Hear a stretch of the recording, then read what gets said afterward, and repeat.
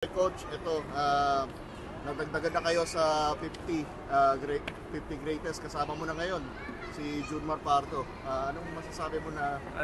First of all, I'd like to congratulate Junmar no? Sa 50 greatest. Sa akin naman, ano naman niya, deserve naman niya yun. Deserve niya masali sa mga greatest players. Imagine, naka 8 MVPs. So, at masaya-masaya ako. At nandyan siya. At maraming, sa tingin ko maraming ma-inspire naman mga kabataan. Parang looking back, nakikita nyo ba na malaki pala itong 25 greatest? Up to now, no?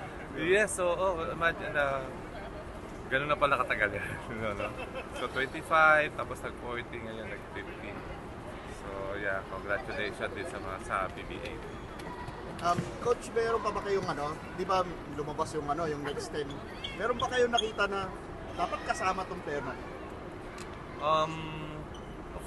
Wala lang kasi nasa board naman yun sila rin naman namimili doon So lahat naman kasi pwede makasali sa sa 10 yung additional 10 talaga.